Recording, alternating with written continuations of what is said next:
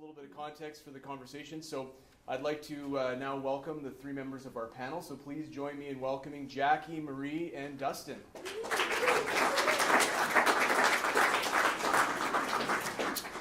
Come on down. Any order is fine. Yeah, you have to sit exactly in front of your photo. Right in front? Yeah, right there. Awesome. Well, first off, guys, thank you very much for sitting down and doing this. I know it's always a little nerve-wracking being in the front of the room. Well, Jody's saying move in. Yeah, okay, we're good? Sweet.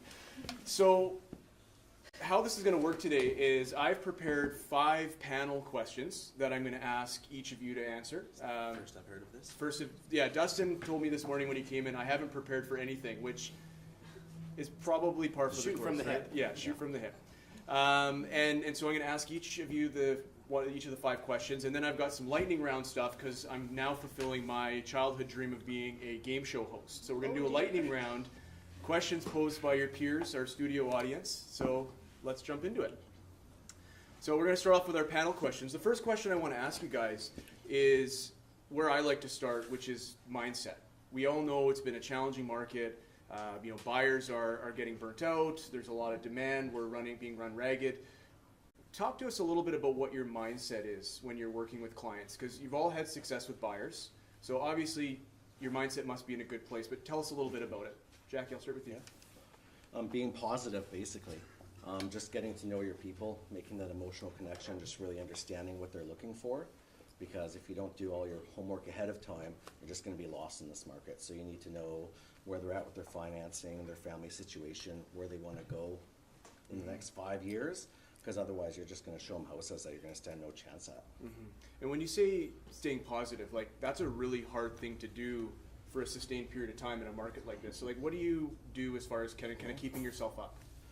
Keeping myself up or keeping my clients up?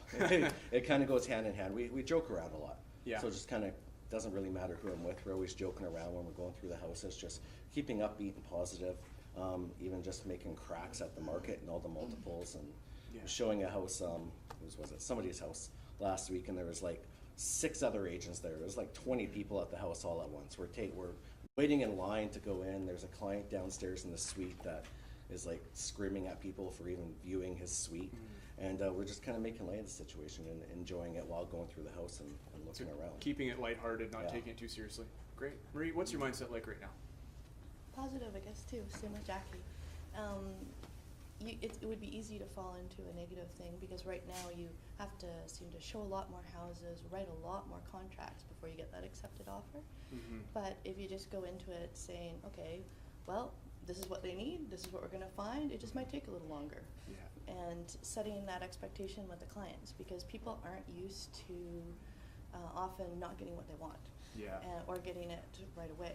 So if you approach it from a factor, okay, this is how the market is, this is how hot it is, this is our game plan, we're going to have to see a lot of houses potentially, we're going to have to write quite a few offers. The important thing is not to fall incredibly in love with one particular property, because it's a little bit like gambling right now. We have to keep trying until we get a good one.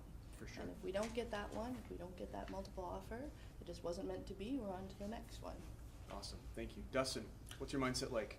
I'll join the group here with what they had to say. As far as, you got to be positive. You got to think win, right? At some point in time, you're gonna find them the right one. You have to instill confidence in them, knowing that you're working on their behalf. You're a winner. They're going to be winners. We're going to make this happen at some point in time. It may not be right away. It usually isn't immediately. You have to be reactive, unfortunately, in this market. You have to, when things come up, you have to call them or they have to call you, and you have to jump and you have to act quickly on it. But staying light while you're there when there's 6 other agents there, joking around, doing some light stuff, but at the same time, you have to be the professional. They have to look at you for the confidence within themselves to know that they're represented by, they've got a representation there, knowing that when we do need to pull the trigger and do things right, that you're there and you're going to be able to make sure it happens for them. That's awesome. When I created this question, I kind of knew the answer, and I think we all probably did before it was asked, but I think it's just a good reminder that staying in that positive mental space is such a key part, and it's so easy in this market to get burnt out and to get discouraged. So you know, I think this is just the invitation for everyone in the room to sort of do that self-check, sort of where's your headspace at? Because I tell you, if it's not in a positive frame of mind, it's much, much harder to go to work every day. Would you guys agree? Yeah, for sure. Yeah. So the second question here is, before we actually start working with the client, we know that that a well thought out plan and strategy from the get-go is going to make things a lot smoother, and especially in a challenging market like this, I think planning is key. So can you walk us through a little bit of like what are you doing to set your clients up for success before you actually put them in your car and go and show properties? Dustin, why don't we start with you? I have a two-part answer to that. Let's start with first-time home buyers. When it's a first-time home buyer or it's been a very, very long time since they've gone through the process, I have a buyer's guide that I go through with them to explain the process to them. The process continuously changes. 3 years ago my process was completely different than what my process is now.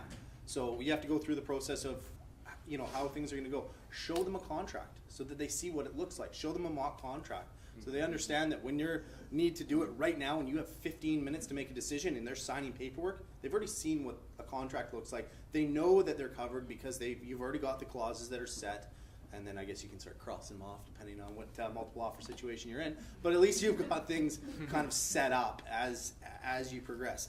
Having financing in order, having inspections already pre-booked for clients that are ready to go. That's a good one to have so that you can do a very, very short subject removal. For the buyers that are like still kind of have to sell a home, I mean that's another discussion once again is the whole process of trying to find them something first and lining up things with still trying to sell their house is another whole long story to get into. But definitely having a conversation, sitting down with them, explaining how this market is, showing them some graph stats, showing them that houses are selling at 99% and they're selling with under 3 weeks as an average. People don't really truly understand until they get into it what they're dealing with. And once you start explaining that to them, they're going to be a little deflated, but once again, instilling the confidence and the positive attitude that we work with lots of people, they're buying homes, people, you will be the next one. You will make that, it will happen for them. Great. So Marrie, Dustin took your airtime, so we're going to move on to Jacky. No, I'm just kidding. Marrie, what are you doing to prep? A lot of what Dustin does, I guess. What is really, really key, and we do this as well, is to show them a contract ahead of time. Go through the whole contract, especially first-time home buyers, because when you're down to the crunch and it could be multiple offer, it's not good if that's the first time they've ever seen a contract and you're trying to go through. Because in the hot market, liability seems like extra concern. Yeah, I think Justice would agree with you.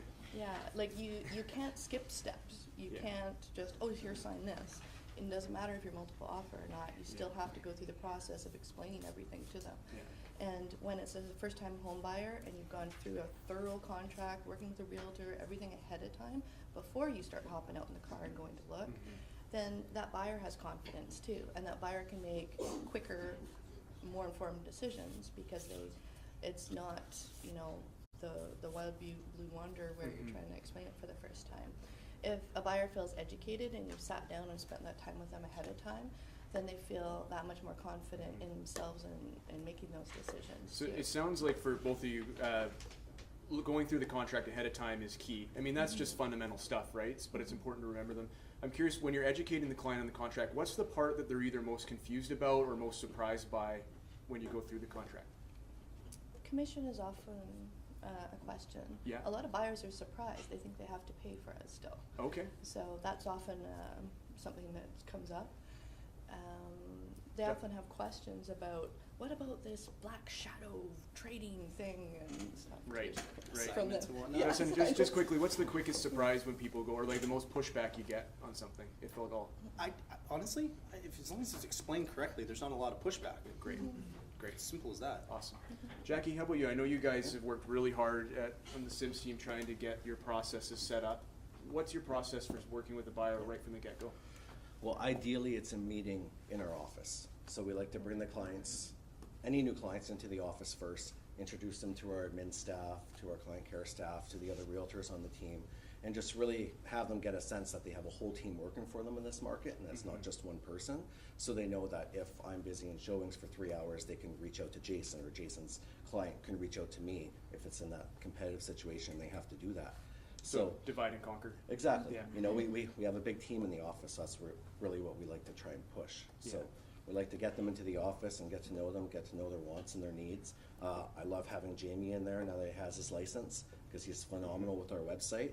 So he gets to set them up with the website, tailor their search, teach them how to use our tools that we're providing them, and we really just guide them through the process step by step. So we know conversion rates are higher when we can get buyer leads into the office, but we also know that just doesn't happen all the time. There's a lot of resistance, particularly on internet leads and sign calls, which I imagine you guys get a lot of internet leads. I mean, what's your hook, if I can ask, sort of to get a cold lead into the office to meet with you? Well, we get a lot of out-of-town buyer leads, so that's pretty simple. We just have them meet us at the office when they get to town, and usually we've had quite a long nurture process with them. You know, it could be a month or 6 months, so we've gotten to know each other over the phone. But Right. if it's a local cold lead, a lot of times they want to meet at the property. They don't want to come to the office. So kind of show them the house, go through the motions, and just try and touch on all those things. You know, explain the team concept, how they even got to us in the first place, delve into their financing bit, who they're approved for, and what, because a lot of people don't even know what they're approved for. They think they can buy up to $400,000. If they're looking for a condo, they don't know that they have to keep their strata fee at 300 or the taxes here, and they think they can just go for this number. Yeah. So it's just really important to get into all those details so we're not getting to an offer and then have to get them released from a contract the second it hits the mortgage broker's desk. It's the classic, are you pre-qualified or pre-approved? Yeah. There's a difference So- for sure. Awesome. Thank you. That's so important in the market right now. Absolutely. So, you know, I've often said that the difference between a happy client and an unhappy client is just one thing, and that's expectations. So, in this market, you know, we have a lot of, we have millennial buyers. We're an entitled generation. We have, we see what people have on Facebook and Instagram and all that. We want. So, managing these expectations is a challenge at best. So, I'm wondering what are you doing to manage the expectations and sometimes the emotions while you're working with clients? Jacky, do you want to start? Well, I think a lot of it goes back to what Dustin started saying with his buyer's package there, which is it starts from the scratch, starts from the very beginning. And you talk about what they're looking for, their family dynamics. You can move into their financing, get to the meat and matter of that. But then you have to ask them. I always ask them, tell me what you know about the market. So I can get a sense coming right from the horse's mouth what they know about the market, and then kind of educate them on what's going on. Show them some comparables, especially if we're in the boardroom. I just like to pull it up on the big screen and show them houses that fit their criteria on the market and what they've sold for, and if they're over ask, under ask, and where it is, to kind of just give them that visual so they know what they're getting into. And then we just kind of discuss the process of going to a house that has 4 or 5 different agents there and a bunch of clients, and basically just, how I'll take the lead and I'll open up closets for them, and they can just follow me around, and they don't have to feel nervous that there's so many people there, or if a seller is there watching their every move, and just kind of navigating them through a lot with the contract ahead of time, just talking about what the clauses would be, and then really getting into their financing and what they're comfortable with. So it sounds to me like you're answering this question with a similar answer from previously, which is you're managing the expectations by having a good meeting up front, having a good conversation. You manage the expectations by managing the process. Okay. So you have to Great. manage the process from start to finish and have them know what the steps are going to be, Yeah. including when they have to get a lawyer and when they have to do this and do that. They just need step-by-step process. Great. Marrie, how about you? How are you managing people's expectations as you're out there in the field? Well, buying a house is a really emotional process, and having that relationship ahead of time, with meeting, getting to know them, because the whole thing is so much smoother and easier if they're comfortable relying on you as the expert. If you have that level of trust, that level of relationship, it's not a transactional market, it's a relational market, and that's how we've always dealt originally. But setting up expectations of this is how hot the market is, so we need to know ahead of time, when are you available to see houses? Can you leave work? Can we grab you on a lunch hour? We have a team also, and that's pretty amazing for being able to spar each other off as well. Yeah. But when you have a good connection with somebody and you've established that level of trust, then they'll listen to you. Yeah. And you can make quicker decisions, and you won't get into the position where if you lose out on something, they'll start blaming you. Yeah. Because if you have that level where you're the expert, you're the person they're looking towards, you have the answers, then If you don't get that one, we're on to the next one. Right. And just setting the expectation that they're probably going to miss out on some properties. They're not Yeah. going to get everything they want to. And a lot of people aren't used to hearing that and aren't used to experiencing that. Right. So trying to get them to not be so attached to the property And know that what's they really coming, want yeah. to. Yeah. And that if we don't get this one, we're going to try. We're going to do our very best to get this. If we don't, then there's other ones coming up all the time. We're going to get a next one. Dustin, I want to come at you with a bit of a different variation of this question. Buyer fatigue or buyer burnout is a real thing. We have some clients that have lost, I mean, I wonder what's your record for most offers written with one client? I don't know, actually. Yeah, I mean, I've heard people say, like, I've written, like, 11, 12 offers. This is more in Victoria where Yeah. it's, multiple offers. But I'm wondering, how are you managing the expectations and the emotions, not from the beginning, but, like, 4 months in, your client feels like they're banging their head against the wall. They're not getting that breakthrough moment. Like, what are you doing in that to manage the Don't buyer? let that happen. Okay. You just don't let them get to 4 months. No, I mean, yeah. In all honesty, yeah, it does happen. There is buyer fatigue out there. Going back to the staying positive, and there's always going to be another one, and there's always going to be another. That is the market. There will always be another house. Yeah. I don't know how many houses in my career, even in the slower months, that it was like the perfect house for them, like absolutely 100%. There's always something wrong with the house. There's always got to be that they could have improved on, or that they could do better the next time. Even when you build a house, it's never perfect. That's Cody. Yeah. It's you can build a couple houses over, and at the end of the day, you walk in, you move in, you're like, oh shoot, I should have done that, Yeah. right? I could have done that a slightly better, and it would have worked out, So managing the expectation, it's never going to be 100% perfect. If we can get 70 or 80% of that covered, then I say that too. It's they've not won. about the perfect house. Yeah. It's about the 8 out of 10 house that you can Yeah. make your own. You can make it your own. You can change some things around. So it is difficult when they lose and lose and lose. Generally, it's going to come down in this market. It comes down to price at the end of the day, so, and our average price continues to rise. So if they're going, holy crap, why would I ever pay $20,000 over list? Well, because in 2 months from now, that $20,000 is under list.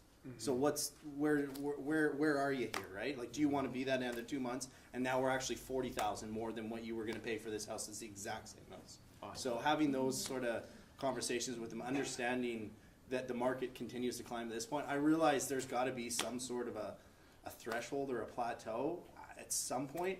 None of us know exactly when that's going to be. It's a real tough one, because you don't want to sell someone to a home that's way overpriced, because at the end of the day, my whole spiel to them is, in 2 years from now and 5 years from now, my job is to sell this home. And if they call me, first of all, if they buy a really bad house that I don't want them to buy, I will make it quite apparent to them that I think it's not the best of deals. And but on top of that, if they pay too much money, that's my concern. Like, I think of from an investment point of view every single time, because I have no emotional attachment to this house, nothing, right? So if I know that they're getting a good house, I will be very proactive with where I think they should be price range, because at the end of the day, if they do call me and I go, yeah, perfect, I'm excited to sell that house again. I'm like, I'll sell this in 3 days. I'll sell this in a week. It's no big deal, because you have a great house, because it's got this and it's got that and it's got that. If you paid an extra $15K now, well, in the 2 to 5 year span, we should be okay. I realize it is a tricky thing to say, because we just don't know where the plateau is. Awesome. And I love what you guys are saying about, an 8 out of 10 is like a 10 out of 10, and helping manage that expectations. And even for those in the room who have built homes, that oftentimes once you move in, you go, if I was to do it differently, I'd probably move this here or do it there. So this whole idea of the perfect home is kind of an illusion. Yeah. Yeah. Awesome. So the fourth question here is, okay, so this is really where a lot of the questions that I received heading up to this were centered around, which is, how are you coaching your clients during the writing of an offer and in the negotiating of the offer today in this market? And I put multiple or otherwise, but let's start with what people want to talk about, which is what multiple offers. So, like, what are you doing right now? What's your process for coaching people on how to write a competitive offer, and then through the negotiations? Marrie, do you want to start? Banking is key. Okay. So having them be not pre-approved, like actually pre-approved instead of pre-qualified.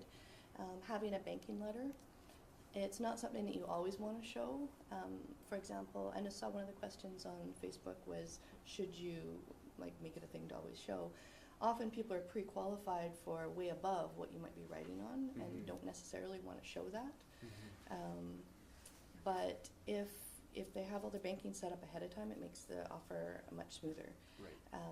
You can even, I've put, instead of like for subject to financing, buyer is pre-approved, subject only to appraisal of the property. So if that's true in the case, then from a seller point of view, you're looking at that going, okay, that's a different category than just a subject to financing. These Okay. people have done the legwork. They're ready to pull the trigger. I'm not going to be burned on the subject to financing. So being more specific and targeted with the subjects because you've done the pre-work. The pre-work, Okay. yeah. And especially too, like if you can get title ahead of time, get property disclosure statement ahead of time, review those with your clients. There's no reason you need 10 business days to review a property disclosure statement or a title search. Like if you can get those done ahead of time, reviewed with your client while you're writing the offer, done. It makes a much cleaner offer and more attractive to a seller. Great. Jackie, what's your take on this? Well, there's a fine line between writing an offer to win the multiple and protecting your client's best interest. So that's really where I think a lot of us, are losing multiples because we just can't remove. Not everybody can be subject free. Those that can, great. You hear that, Justice? Good on them. But a lot of it is just going right back to the beginning of the process and discussing what terms and conditions they would need in their contracts, knowing what their dates are. So one big thing I always like to do is I always like to know what dates the sellers want. Because if we're going into a multiple, we need to give the seller a win. So if we want to sway them our way, generally dates can be equally as important as an extra or less $10,000. I've won multiples where I wasn't the highest offer, but I gave the seller everything that they wanted. So I've taken it with 10 grand under some points. So it's basically just kind of going through the process, depending on the home, depending on the clients, if they're handy. If somebody's a contractor and he's walked through the house and he says he does not want an inspection, I do have a disclosure form that I sign and, that they're waiving their conditions, if they are waiving their conditions, and we protect ourselves that way. But certain people don't care about an inspection in a multiple. So I'll always recommend it and I've pushed for it. But, it's just kind of having them know ahead of time what the conditions are going to be and what they can live with and what they can't live without so that they can go in as strong as they can. Awesome. Dustin, how about you? I've gotten into the habit of just signing client working with the realtor and then unconditional offers straight across every time. Just that's the easiest way to do. So that, do you want me to... 60 witnesses that are here this morning? Yeah, do you want me to edit that part out You can in edit the video? Or? So, I mean, a lot of what they've said. There is the question that I do ask every single one when we are in a multiple offer situation, and the question it's a tough one to ask there's two things I'll say. One is, do you want to compete in a multiple offer situation, or do you want to win in a multiple offer situation? Do you want to win this house? That is the question that they need to, because everybody likes to write an offer and see what happens. Sweet, we've wasted a lot of time, right? That's great.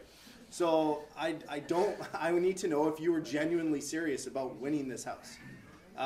The other thing is, the other question is, if you find out that someone beat you by $1,000, are you going to be pissed off?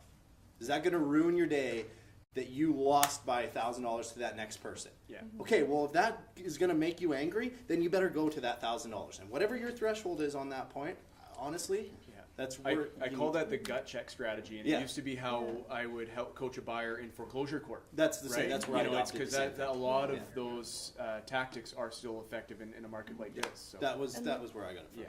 And looking at it as what's the actual fair market value of this property? Like, forget the listing Yeah, price. forget that. Yeah. Like, doesn't even exist. What are you actually, like, what's reasonable to pay for this property and reasonable for your specific situation?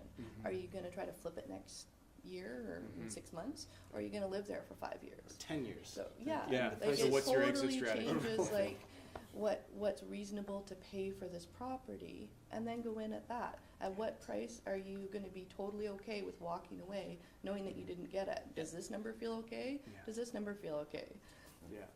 So we're a little bit ahead of schedule, which is great. I want to circle back with this question and talk specifically about pricing.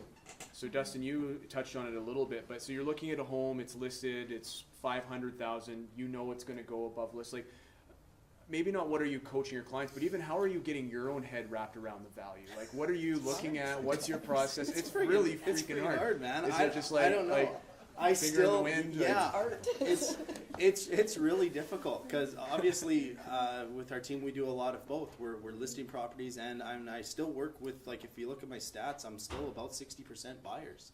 Yeah. So it is difficult. I'm out there and I see these houses and it's really hard because every single month the average continues to climb. So you look and you're going, this is 400. This is what I would list it for.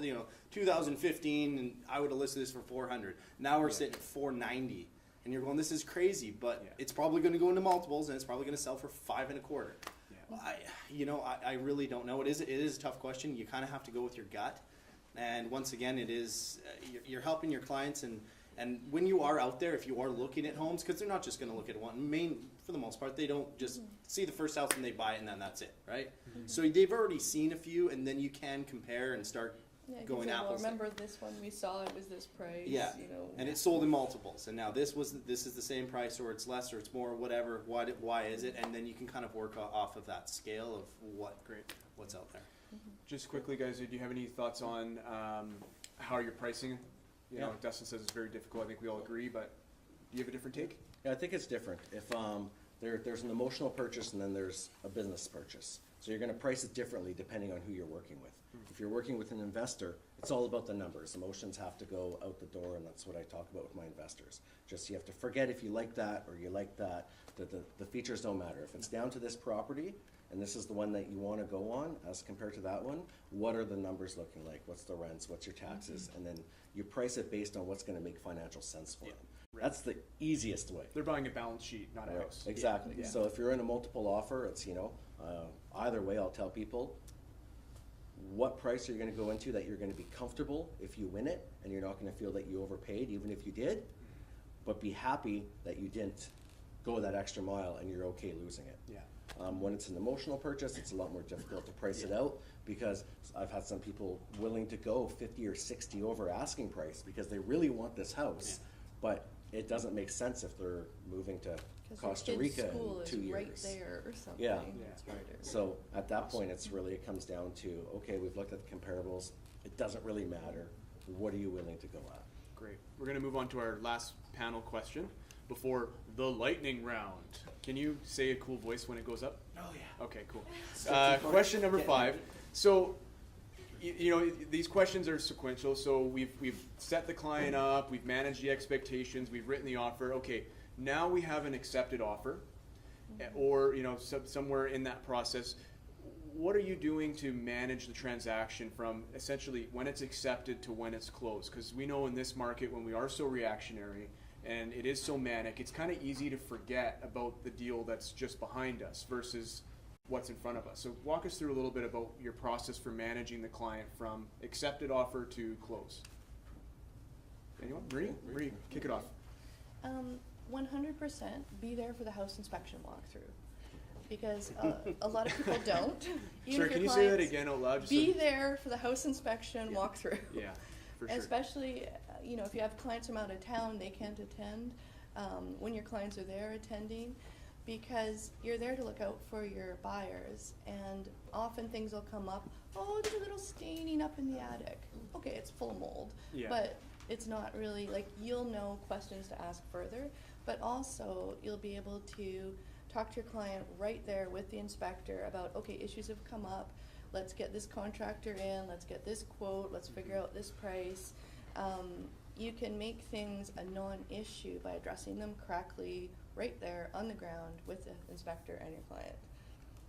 Are you finding in this market, even when things come up in inspections, they know how crazy it is, they're still wanting to renegotiate, even knowing if they go back into the market, Sometimes. they're probably going to lose? Yeah. Yeah, sometimes.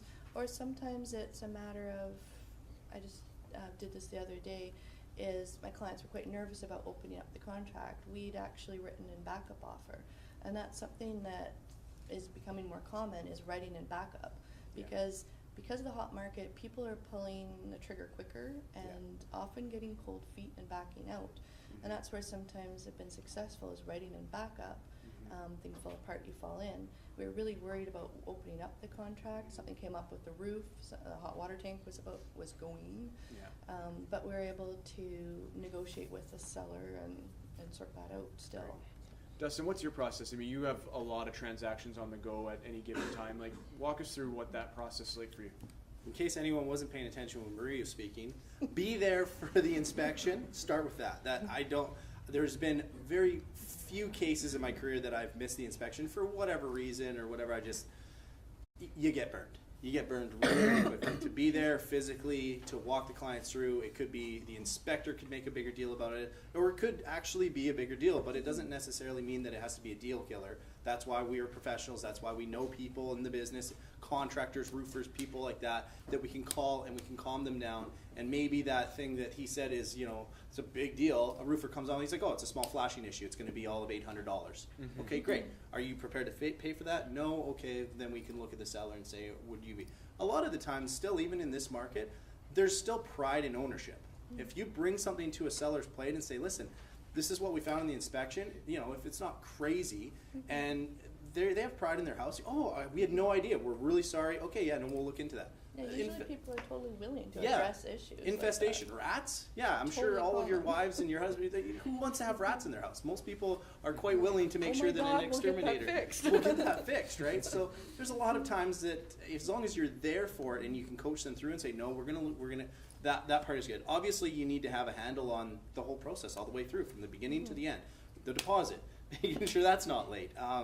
Making sure that house inspection is booked on, it's booked and that you're there and your clients are there to go through everything, and then even all the way up until closing, making sure you got lawyers the and banker has everything. they're basic steps. Well, at least feel they are at this point. But Now, are those there's not a steps in lot. your head, or are they documented somewhere? Well, once again, I've gone through a buyer's guide with these people, Yeah. but still, doesn't matter. It's very overwhelming for these people, regardless if it's their first or fifth time or 10th time.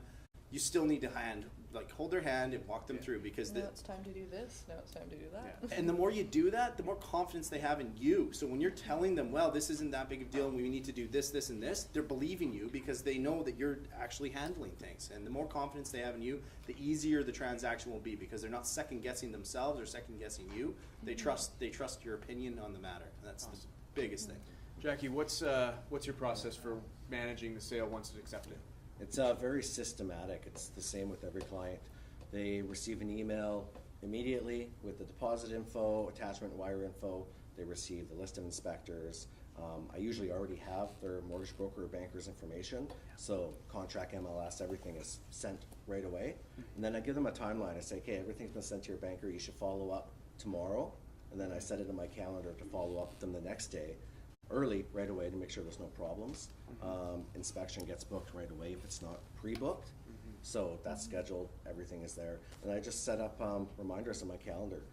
Follow up with them on inspection, follow up with them on this. So it's usually about every 2 days there's a check-in point for where things are going. And because in this market there's not a lot of 14-day subject periods. Sometimes you have like 7 days or 5 business days to wrap everything up. So everything's just very systematic. It's all emailed to them right away. We text virtually every other day. Emails are back and forth sent from everyone, and it's kind of seamless that way. I really like what you're saying about the high-touch communication, because it's funny when we follow the process of working with a client. We're often in touch with them every day or multiple times a day when we're out looking and writing offers and all that. And as soon as the offer gets accepted, sometimes if we get busy, we could potentially let a few days go by. But I actually found, in my experience, that's when clients are usually the most stressed, is once the offer is accepted. So making a habit of touching base with them every single day, because we know silence is deadly in this business. So if they don't know that you've booked the inspection and you've reviewed the title and you've done all that, you're not communicating that, it can really drive a wedge in your relationship. Justice, are you ready? Gotcha. Welcome to the lightning round. Woo! Yeah, it's okay. Okay, so these questions were posed by our peers on Facebook. So I tagged a bunch of this. We're just going to try to fly through 5 minutes. So how this is going to work is I'm going to ask the question, and just whoever wants to, it's like Jeopardy. So just buzz the button and answer the question, and try to keep your answer to 30 seconds or around there. So Marrie, you asked this question. What are we saying? It's a little pixelated on my screen. How could I ask the fellow panelists? So best keeping buyers' fear of a hot market from overwhelming and paralyzing in practicing in the multiple offers? It's a frequent hurdle. So obviously someone who's not named Marie, what's your take? Do you want to be homeless or do you want to find a house? This is the market that we're in. Let's put our best foot forward and let's take a shot at it. Right. So it's I'm hearing perspective. Like we're constantly, the clients are right in it and we're just pulling back saying, well, what do you want? Do you want to do this or that? And I know a lot of people will just say, what's the point, right? Let's not waste our time. And I'll always let them know it's not a waste of time. Because if we get it, you're happy, it wasn't a waste of time. If we don't get it, then at least it's gone, we move on to the next. Awesome. Can't win if you don't play. Yeah. Okay, so Jason Simard asks, walk us through some of the top things you do in your buyer's process to prepare a potential buyer in this marketplace. So we kind of answered the question, but maybe there's something left unsaid. And Dustin? Well, honesty is key. Letting them know what they actually are getting themselves into. That it is a very, very busy, competitive market. Having that expectation right off the bat, saying this is what you are getting yourself into, and then bringing them back into the office, having them sit down. How many times can you walk them in and, oh, well, I want 300 to 400, and you bring up this big list, you're like, that's sold, accepted offer. That one's going into multiples tonight at 5 o'clock. And they're just like, oh, well, this is what we're getting ourselves into. You do have to understand that we're going to have to look at the next set of homes that are coming up. You have to be on it every single day. Trying to get Dustin or myself to answer something in 30 seconds is damn near impossible. It's friggin' hard, man. Try. So Kyle asks, just skip to the last part here, which is, has anyone lost a client or blamed you for the loss? In this context is that unsuccessful multiple offers, so the buyer burnout. Has anyone had an experience like that where they've lost a client because the client kept striking out? No? Okay. It does happen. It's a real thing. We should probably get back to that. Justice. We should answer that. Yeah, we should. You want to answer it? Well, sure. Yeah. I mean, the whole idea is going back to the confidence. It should never fall back on you. Whatever you're doing, they should never feel like you were the one that caused them the loss. That should never happen. You were working with them. You were on the team together. And if you lost together. You didn't lose separately. You did everything. They need to know that you did everything you could to make sure that they got it. Whether it's a picture of their family, a write-up about them, the pre-approval letter. You've done every single thing you can so that they had the chance to get it. And if you're not doing those things, they're going to feel like, well, they walked in and they know that other guy won. Sometimes you even have the higher number and you still lose. Well, why? Okay, well, you need to explain that to them. I think Rob Grace called it the crosshair shift. It's trying to keep it off you. And I learned this from Graham as well when he makes his calls with his sellers. He talks about what the market's doing, not him. Yeah. So you're talking about taking it's the market. It's not me. I'm doing everything I can here to help you be successful, but the market is just. Yeah, I remember Derek sat here and went over that one time, and it is a big thing. Like it's you and you're a team against the market. It's always going to be that, and they need to keep that in mind at all points in time. If they start shifting the other way, you've got a problem. Okay, last question, then we're going to wrap this up. This is from Roger Beck. He says, how do you make sure your clients are getting into homes they want before it's sold? We know that's a big deal right now. So, Marie, do you want to take it? That's setting an expectation that you're not going to get into every house that you want to see before it's gone. Wow, that was not the answer I was That's expecting. just That's the way it is. But that you're That's a going to great be answer. aggressive and you're going to do everything in your power to get them into properties that they want to see. But the reality of the market is you're going to miss out. You're going to see houses go by that you might have wanted to see. But at the end of the day, you're going to end up with a home that you really love. Awesome. It's just part of the process. Well, I know I can speak. Be aggressive about getting them into it. That's right. And working with a team is amazing for that too, because one of us can always juggle things around and get somebody in to see something quickly. Well, I know I can speak for everyone in the room by saying thank you very much for sharing your experience and your insights with us. So can I get a big round of applause?